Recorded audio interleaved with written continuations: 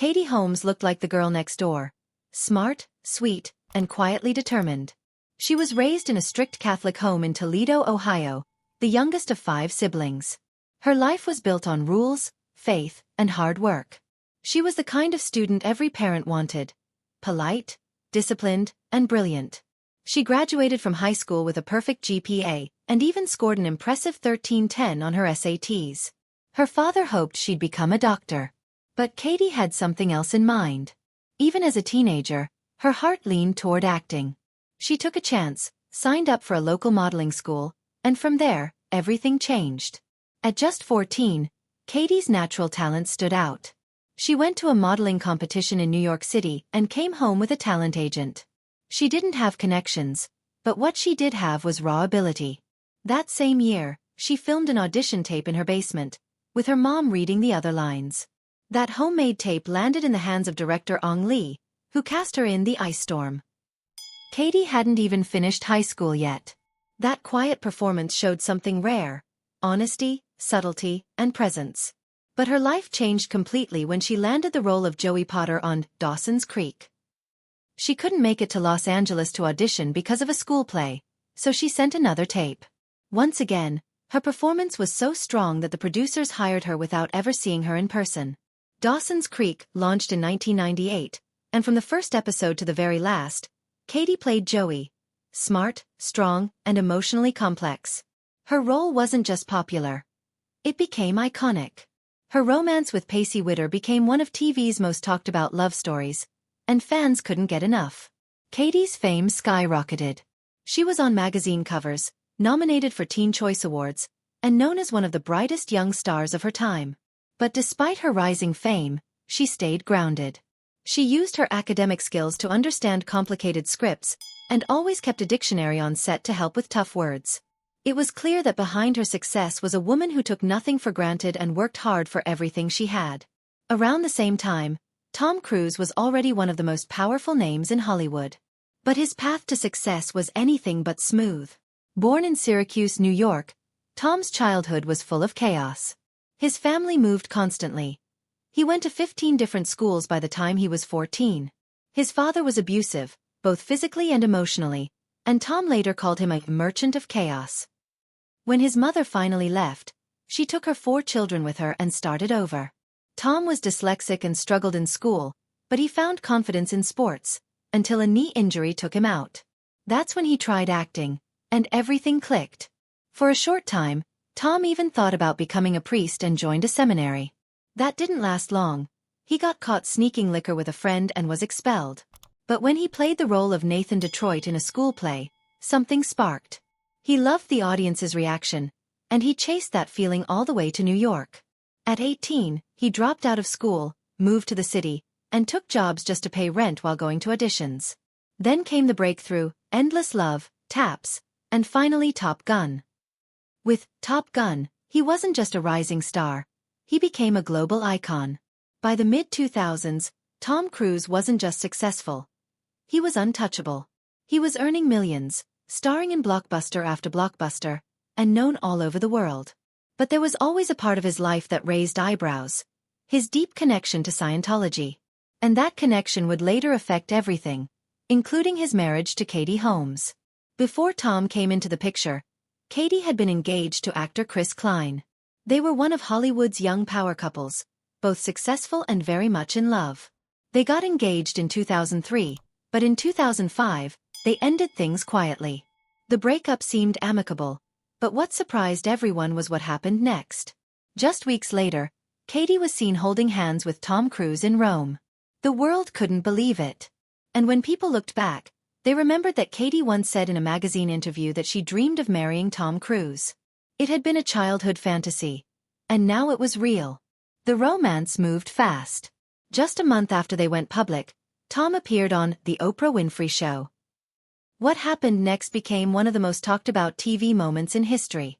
Tom jumped on Oprah's couch, shouted that he was in love, and couldn't stop smiling. It was strange, intense, and unforgettable. People started to question what was going on. Was this love? Or was something else at play? Only a few weeks later, Tom proposed to Katie in Paris at the Eiffel Tower. It had only been 7 weeks since they went public, and Katie had just ended her last engagement.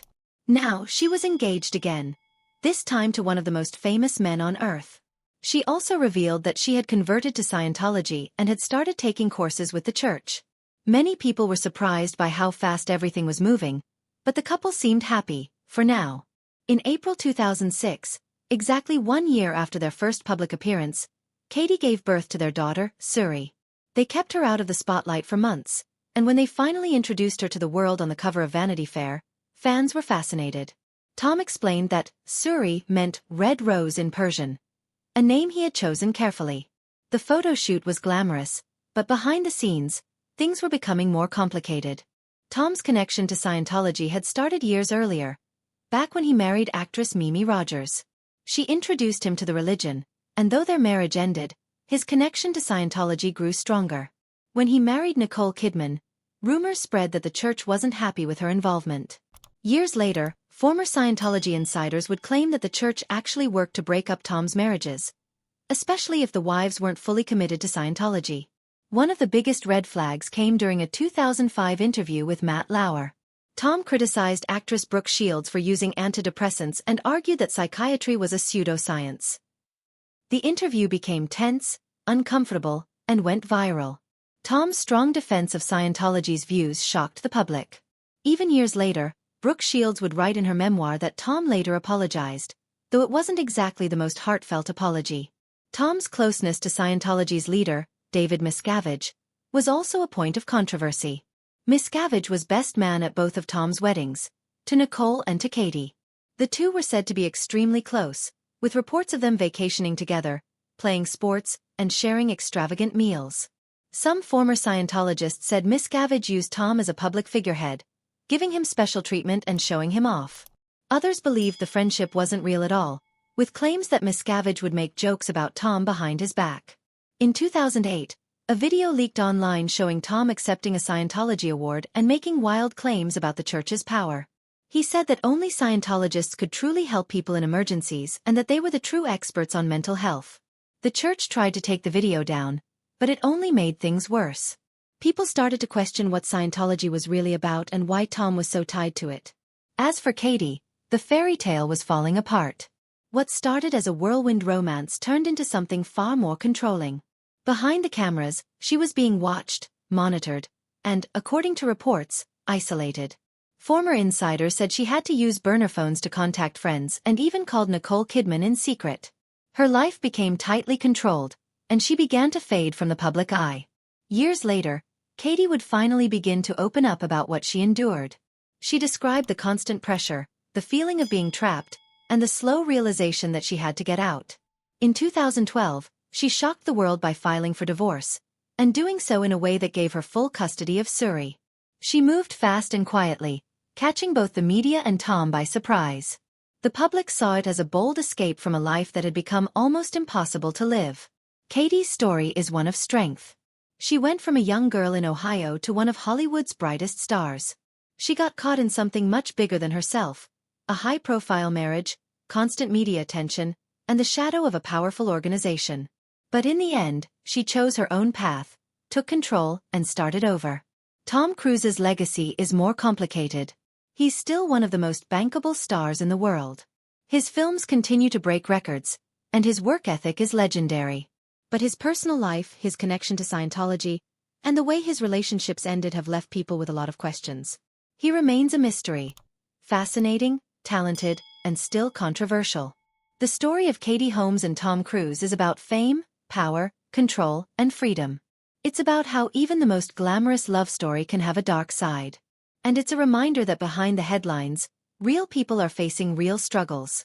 If you found this story surprising or thought-provoking, don't forget to hit the like button, share your thoughts in the comments, and subscribe for more behind-the-scenes stories from Hollywood's biggest names.